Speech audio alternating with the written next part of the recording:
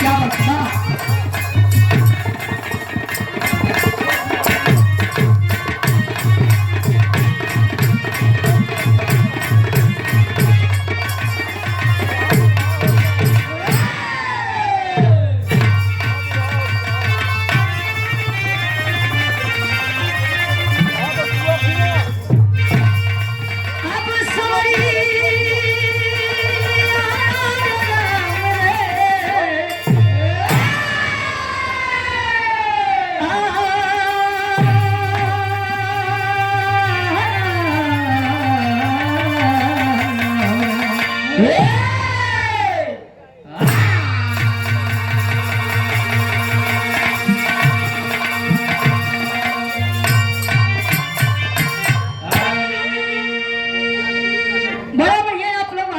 सुना भगवान कन्हैया आए। अच्छा भगवान कन्हैया होगा विष्णु जी राम जी उद्धारे तो कहे चला जाते हैं। आजकल मने के उद्धार करते हैं कहो सूरज जी तो वही करना कल पड़ जाए। 4 लाइन भूमिका के अंदर कवि जी भाव लिखते हैं किसे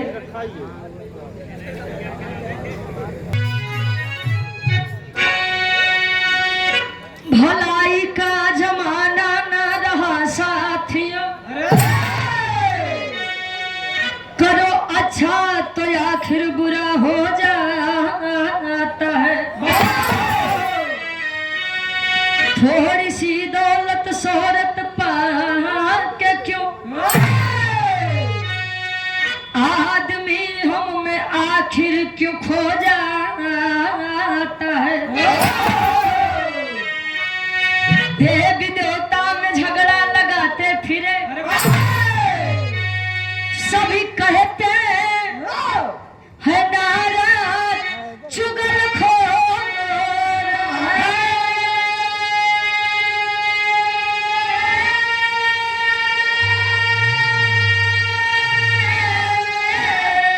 अरे काम बिगड़ा बनाए बनाए बिगड़े लोग कहते हैं नाराज छल चोर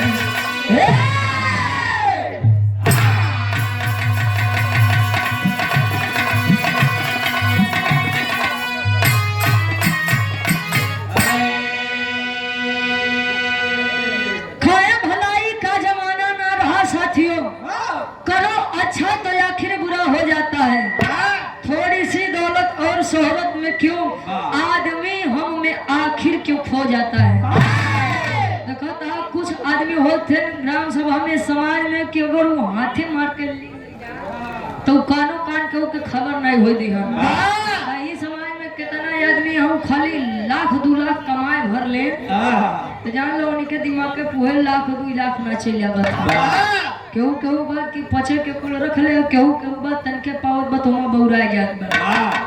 आज के समय में अहंकार हम घमंड सब के अंदर बा चाहे थोड़ा हो खा लेकिन बा केहू के अपने ज्ञान के ऊपर घमंड बा केहू के अपने बल के ऊपर घमंड बा केहू के अपने सुंदरता के ऊपर घमंड बा केहू के अपने मेहरारू के ऊपर घमंड बा। सही कह हाँ सबसे बड़ा घमंडी आदमी तो ही है भैया। आज के समय में नीला ड्रम में डाले वाले समय में कभी साल भैया मेरा अगर लाइक मिल जाते आदमी घमंड तो करबे करेगो। बिरहा में बड़ी सुंदर कवि जी दिल के भाव लिखते हैं कोनो लड़का अपने मासूका से एक बात कहे का कहे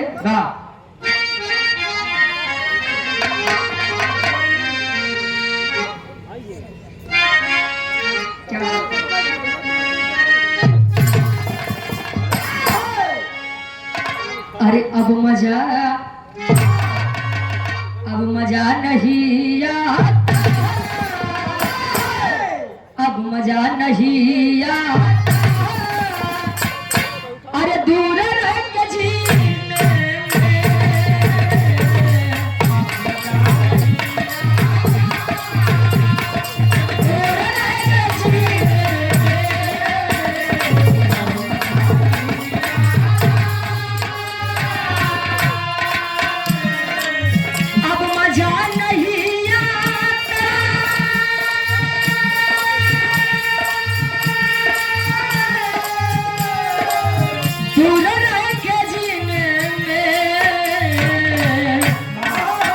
या नबी बुला ले, अरे हमको भी मदीने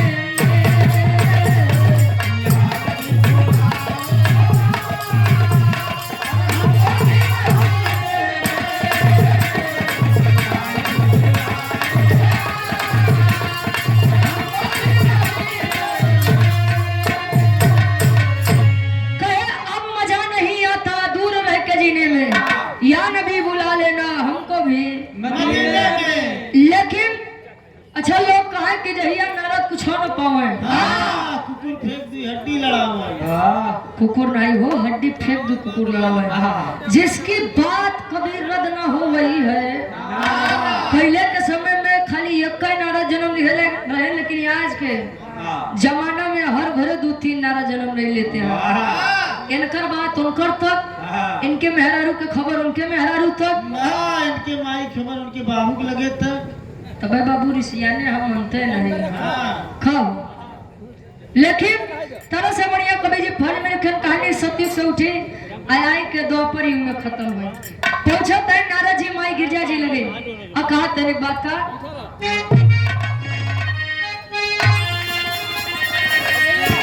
अरे एक दिन बोले नारद,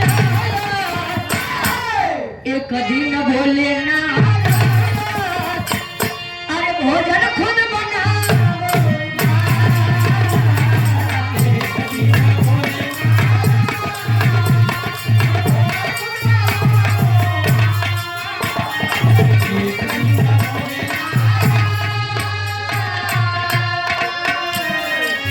एक दिन बोले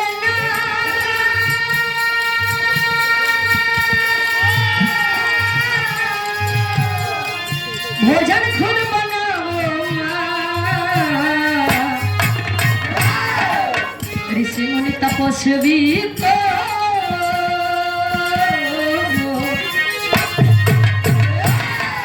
ऋषि मुनि तपस्वी अरे हाथों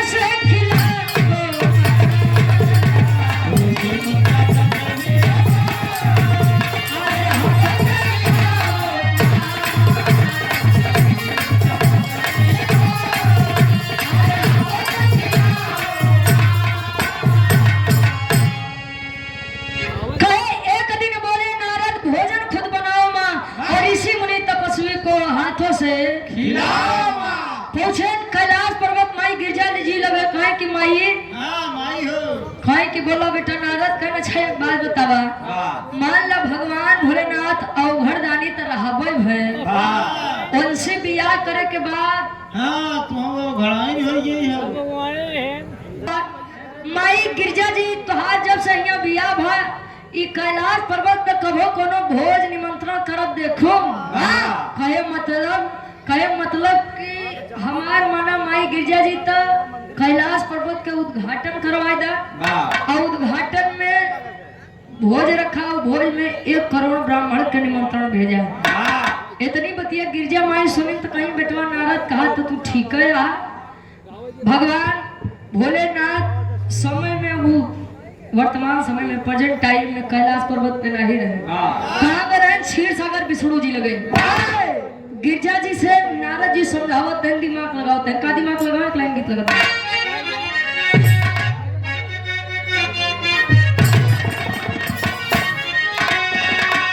अरे बाली और झुमका भूला जा,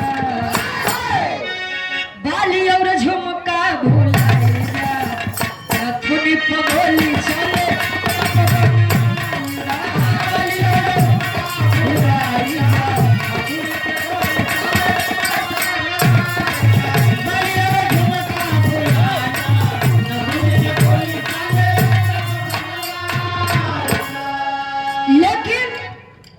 नारद बाबा सोचे अपने नारद बाबा सोचे अपने बात बोल गिरजा के समान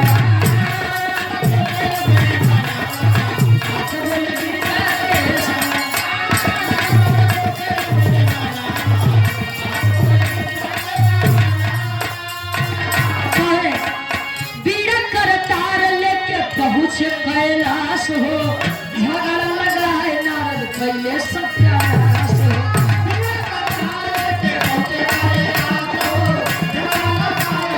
कैले सत्यानाश हो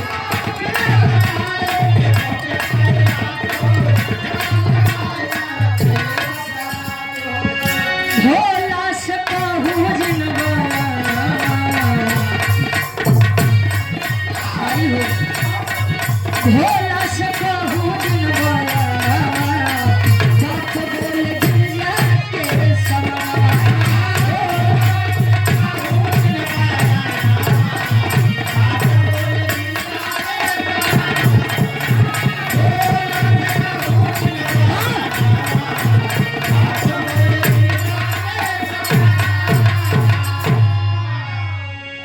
कहे कि ठीक बात है। मैंने अपने स्वामी जी से आशीर्वाद लेके आज्ञा लेके कैलाश पर्वत का उद्घाटन करते हैं, निमंत्रण तू बांटा।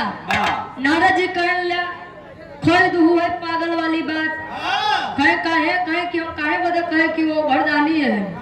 अगर उजान है तो कैलाश पर्वत के उद्घाटन करवावे वाली यहाँ निमंत्रण करवावे वाली है तो जान ले पहले अड़ंगा डाल दी हम खैन तब खैन भगवान भोलेनाथ के काने तक कि कानो कान खबर ना ही जाए के चाहिए। तब कहे कि माई तू खाली भोजन बनावा निमंत्रण बांटे के जिम्मेदारी हमार बा।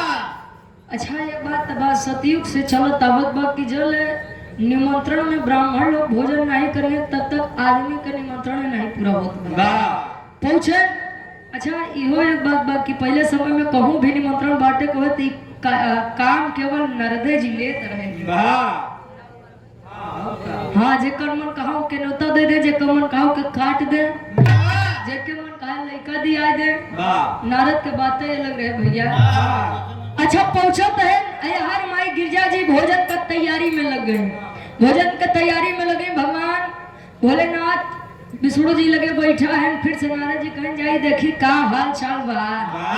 माई गिरजा जी सही सही बतिया के लिए खाली मजाके भर करती है।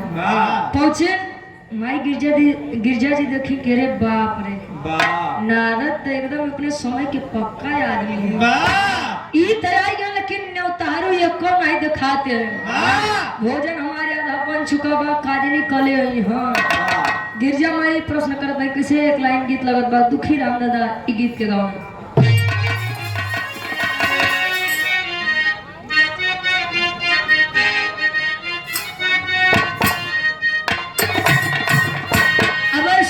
की दुठी नाना जोगिया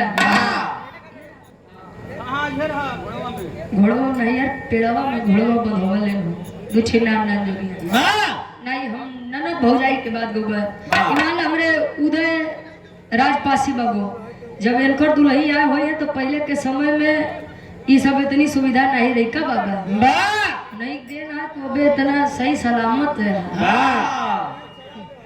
एक लाइन कवि जी लिखते हैं सास है और ननद के बाद बा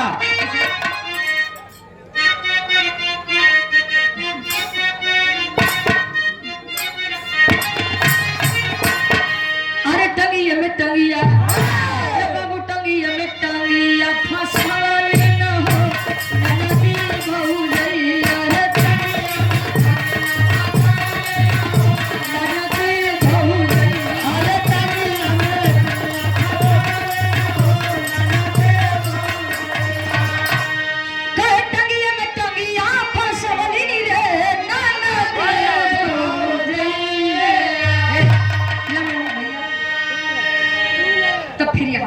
हमका देखो फिर यहाँ जवाब कहे ऊपर ऐसे डाल के हिलावल न हो नन्नती बहु जइया ऊपर ऐसे डाल के अरे ऊपर ऐसे डाल के हिलावल न हो नन्नती बहु कहे ऊपर ऐसे डाल के हिलावल रे नन्नती बहु सफेद गिरवल न हो ननदी बहु जइया रे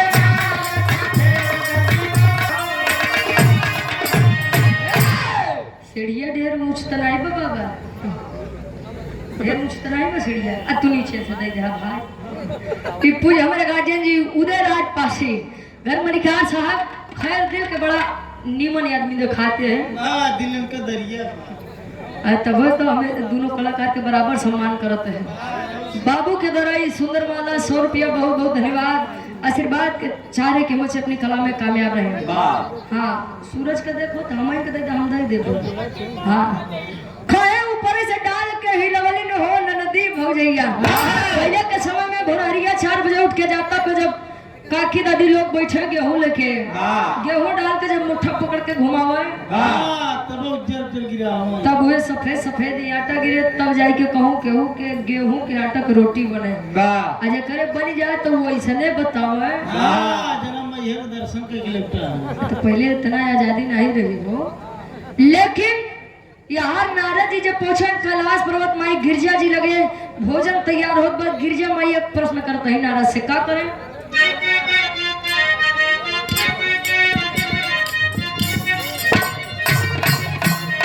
नारद पहुंचे गिरजा के समानवा हो नहीं आइले बभनवा। नारद पहुंचे गिरजा के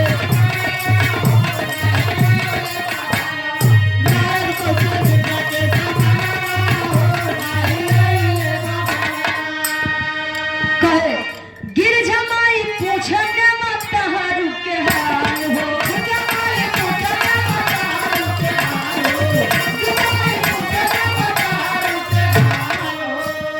झगड़ा लगा नारद कहे छोड़ पसीना नारद भइले बेहाल हो। छोड़ पसीना नारद भइले बेहाल। राम आश्रय मिस्त्री जी ये आपके द्वारा 51 रुपया बहुत बहुत धन्यवाद।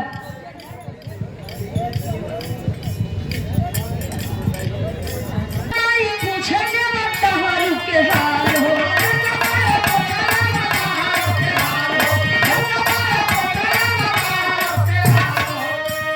छोड़े पसीना नारद भइले बेहाल हो। छोड़े पसीना नारद भइले बेहाल हो। छोड़े पसीना नारद भइले बेहाल। जल्दी जल्दी जल्दी जल्दी कइले पयाना हो नहीं कइले बहाना। जल्दी जल्दी कइले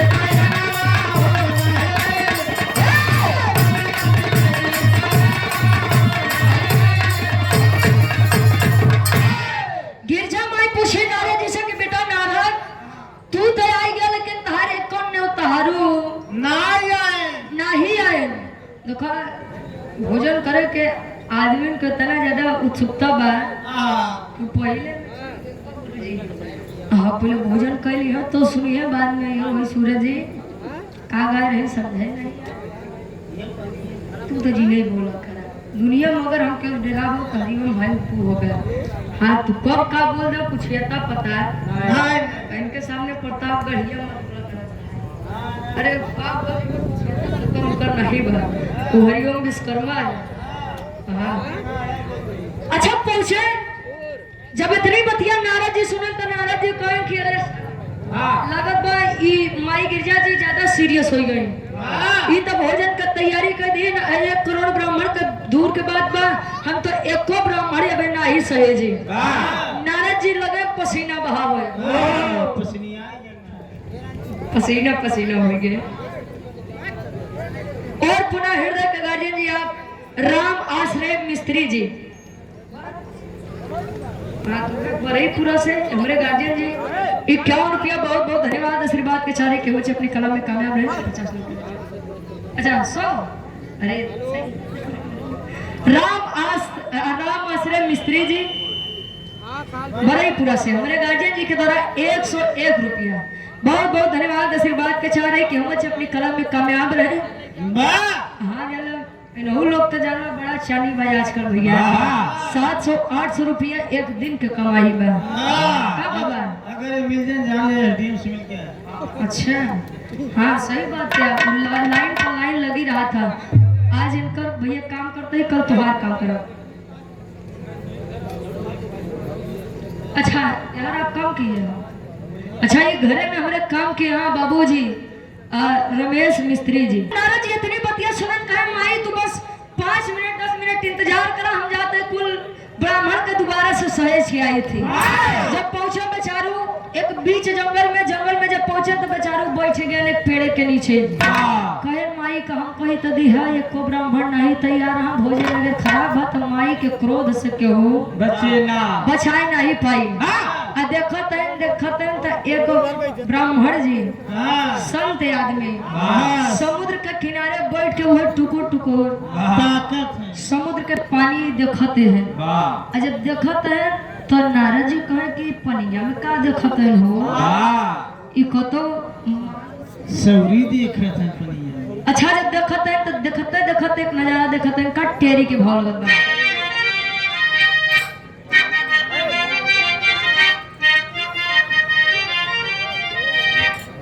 भाव लगत बा कैसे?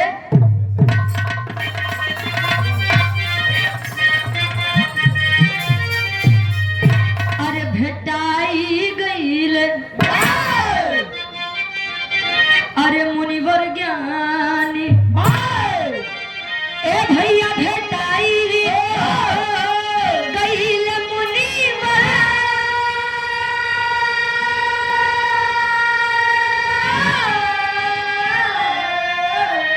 अरे भेटाई गईल मुनिवर ज्ञानी के सांस में पियाले पूरा समुंदर पानी रो पानी रो पानी।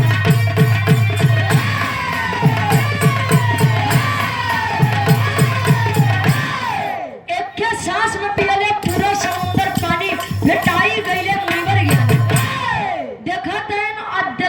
देखत उस संत जी कुल समुद्र के पानी अजूरी लगाई के सोख गए। और जब देखे नारद जी तो आँख फटी के फटी, अरे बाप रे ई आदमी बा पूरा शैतान दिखा। बतावा देखा में छोट के पातर के नान के हम कुल पानी पी ले गए। ये हम नहीं अपन वेद शास्त्र बताओ था। अब भक्ति भावना वेद शास्त्र के बारे में प्रयागराज वाले से बढ़िया के जानी भैया। अच्छा कुल पानी पी गए तो नारद जी कहें बस हमार काम 1 करोड़ का तय है, एक महात्मा निपटा दी है। गए ऋषि जी के लगे हाथ जोड़ कर खड़ा कहे हम बोलिए देवर्षि नारद। कहे महाराज एक निमंत्रण दे बदे हम आए हैं। कौन निमंत्रण? माई गिरजा जी कैलाश पर्वत का उद्घाटन करते हैं, ब्रह्म भोज रखे ही आपका निमंत्रण देते हैं। इतनी बतिया सुन के वो कुंभज ऋषि कहें के छई बतावा वो हमका भोजन कराए ली हम। कहें कि यार हल्के में लेता है का हमरे गिरजा माई के महादेवाइन है। अच्छा महादेवाइन कैसे हम डब्लू बात इनके मेहरा रुके का कहा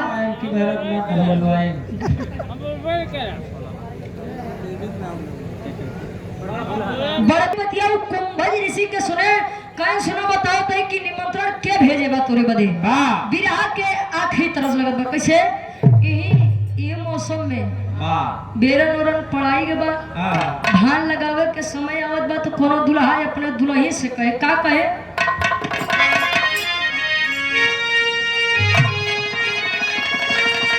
अरे धान रोप धनिया अरे तो धान रोप धनिया आवा चली धान रोप धनिया आवा चली धान रोप धनिया तरी माझी बरस पनिया आवा चली धान रोप धनिया।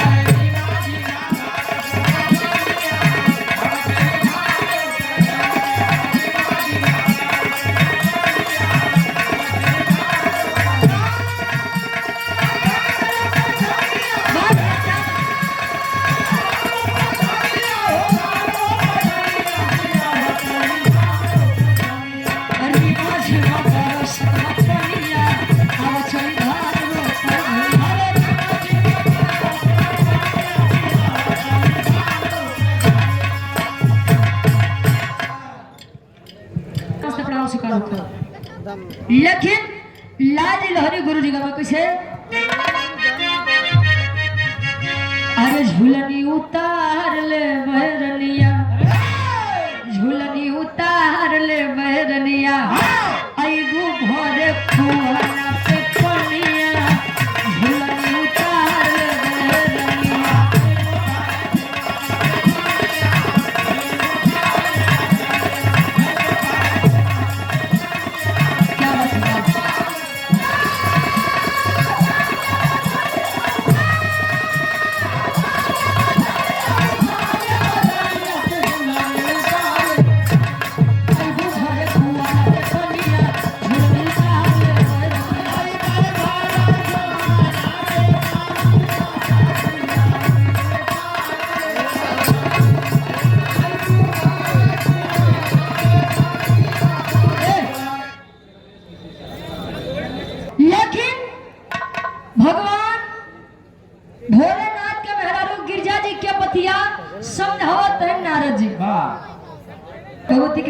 आपके ऊपर बनी रहे। ए भैया नारद जी बतावत है कुंभज ऋषि के का बतावे यार की घड़ी खत्म हो वाह और हृदय के गार्जियन जी हमारे कार्यक्रम के आयोजक साहब बड़ा भव्य कार्यक्रम कराएंगे 30 जून के। हमारे गार्जियन जी वीरांगना उदा देवी पासी जी के जयंती समारोह पर 30 जून 2026 दिन मंगलवार सुबह से 10 बजे से यह कार्यक्रम प्रारंभ होगा। कोनी जगह बिरगापुर तिराहा मंडौर जगतपुर हनुमानगंज प्रयागराज में, जिसमें बिरहा जगत के बड़े अच्छे कलाकार बड़े सुंदर कलाकार रवि शंकर देहाती जी गोरखपुर से, धर्मेंद्र सोलंकी जी देवरिया से, रुचि यादव प्रतापगढ़ से यानी और भोजपुरी के बड़े अच्छे कलाकार हैं। मुलाकात भी हुई है भदोही की धरती पर राजेश परदेसी जी गोपीगंज और भोजपुरी गायिका खुशबू राय वाराणसी से। आप लोग 30 जून सुबह 10 बजे से पहुंच करके कार्यक्रम को सफल बनाएगा। हाँ ये कार्यक्रम के बड़ा तगड़ा प्रचार किया हमारे गार्जियन जी। कार्यक्रम के आयोजक साहब प्रदीप कुमार सरोज जी ग्राम यरना ब्लॉक बहादुरपुर से, संचालक पीएन अकेला राजकुमार अंजना जी। गार्जियन जी के द्वारा ये 500 रुपया बहुत बहुत धन्यवाद। पोस्टर वोस्टर तो बड़ा दुरिया से लगवाए भैया आप लोग, बहुत बहुत धन्यवाद। हाँ तो बड़ा तगड़ा भीड़ होता है प्रसार होते हैं।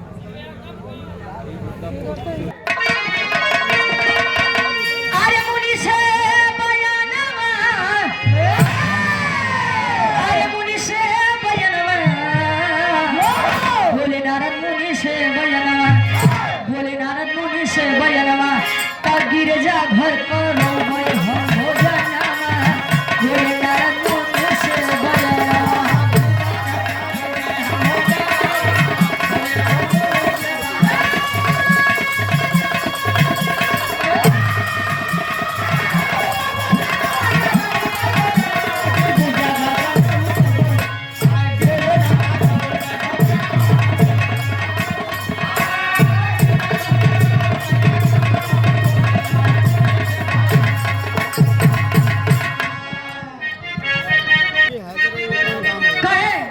एक ब्राह्मण देखे गिरजा अरे गई खिसियाई बहुत विद्वान नारद बात समझ नहीं आई।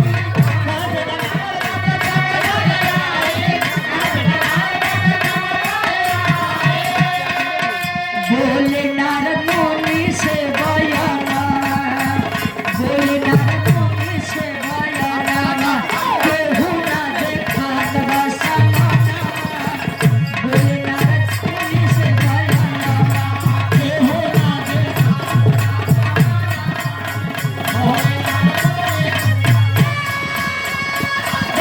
क्या बात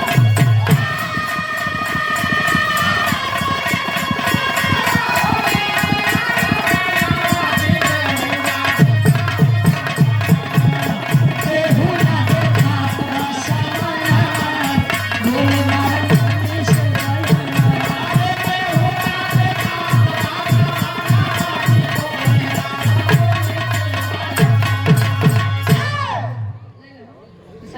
आप लोग विचार करिए। इतनी बतिया जब समझावत है नारद जी और नारद जी के बतिया सुन के कुंभज ऋषि कहें कि ठीक बाटे चले बदे हम तैयार हैं तो और निमंत्रण हमके स्वीकार बा। चले जैसे लगन तो लघु शंका जना कहे कि बेटा नारद इतना पानी पिए बाटी तो एके निकाले के भी जरूरी बा नहीं तो पेट ऐसे फूल रही तो हम भोजन का करबे। अच्छा निकालत जैसे अच्छा खुल जब निकाले पानी तो लोग बतावत है मान्यता बा वेद शास्त्र बतावत है कि तब से समुद्र के पानी खारा हो गया की नहीं न।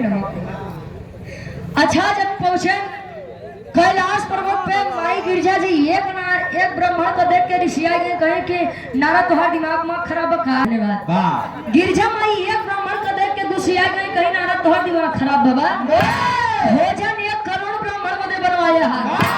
निमंत्रण करे खाली एक ही पातर के आदमी आए बा कितना खाई हूँ ज्यादा से ज्यादा 2 4 10 कचौड़ी और कितना खाई माई गिरजा जी के बतिया सुन के नारद जी कहने माई एक बात बताई कि मोट आदमी देख के कबो डेरा मत और पातर आदमी देख के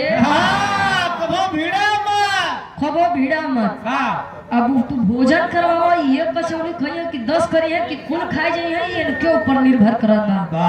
अच्छा एक पत्तल में 2 कचौड़ी सजाए के जब लेके आई तो तेरे में कुंभज ऋषि गुस्सिया के उठ गए कहे नारद अरे नारद या तो हमार बेइज्जती करा बदली आई क्या यहाँ ये 2 कचौड़ी कहाँ ले जाई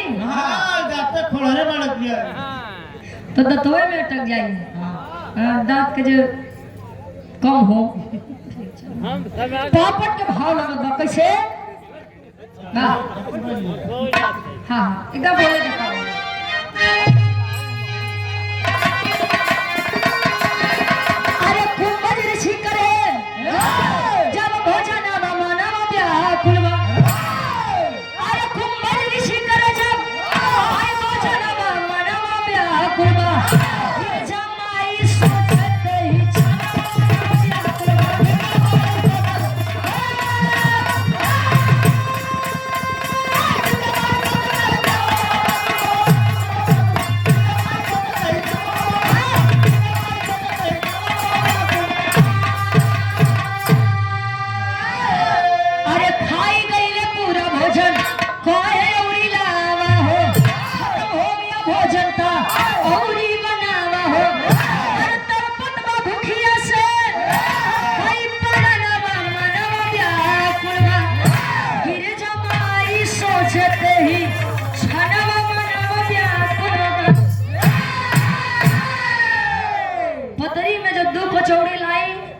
गुस्सियाई के जब जा लगे तो कुंभज ऋषि के बैठाए के नारद जी कहे कि बाबा बैठा भोजन और आवत बा ये तुम्हें देख के भगवान के ऐसे तुम जनात रहे हजार ऐसे जनात रहो ए भैया।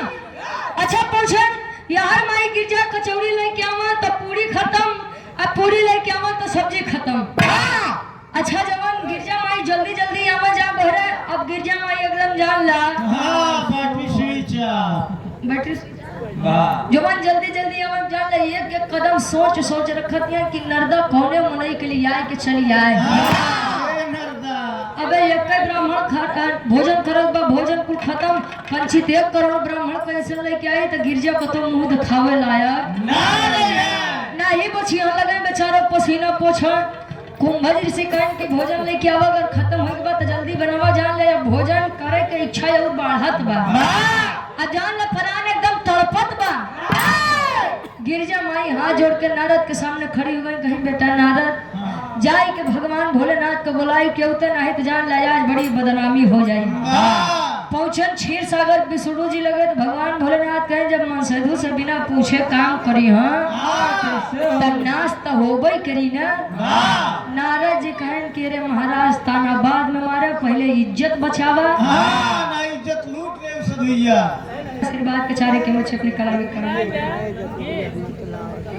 सुने तो नारद का कहे कि नारद बेटो तू परेशान मत हुआ हम चलते हैं। नारद जी के साथ विष्णु जी चल रहे हैं क्षीर सागर छोड़ के कैलाश पर्वत पे आधा के भाव लगत बा कैसे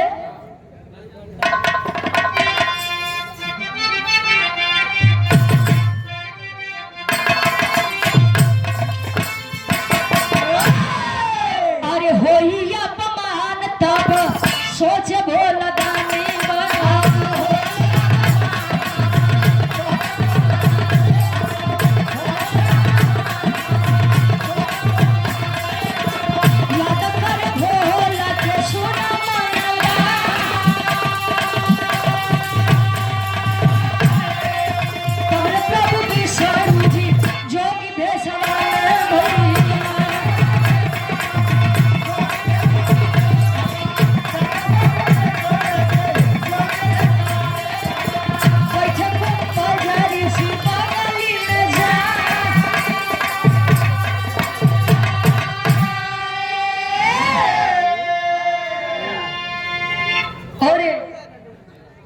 कुंभज ऋषि के बगली बैठे माई गिरजा जी पसीना छोड़े लगे कहीं एक ऋषि भी आई क्या तो ई हाल में भाई एक ऋषि और आई गया याद तलागत बाबा एक काम से कसम खाता है कि आज के बाद बिना भगवान भोलेनाथ के कोनो सलाह से हम काम ना करब। आज बाद हम कबो नहीं आओ।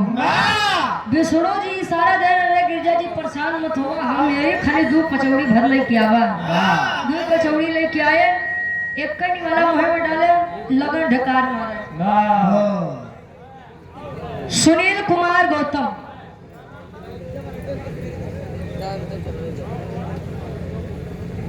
परशुराम विश्वकर्मा जी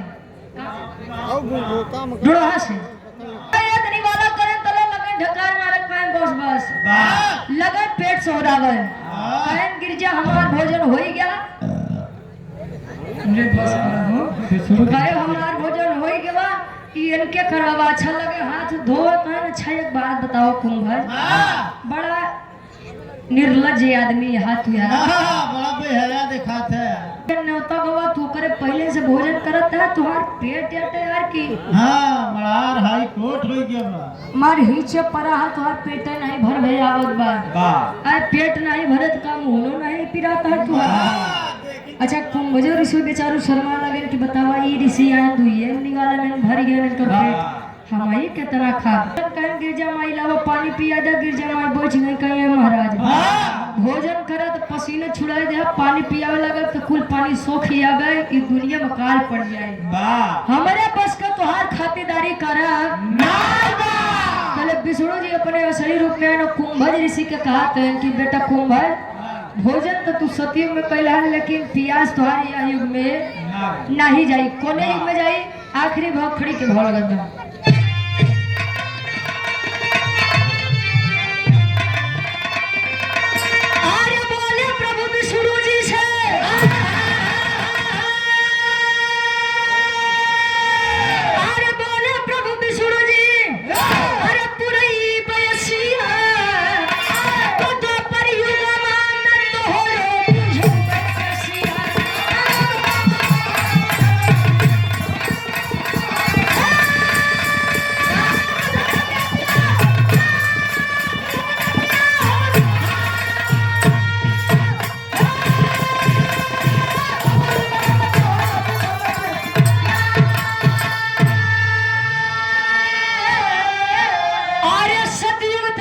आई तो अपने समैया तनक पे रो मर धन उठावले कन्हैया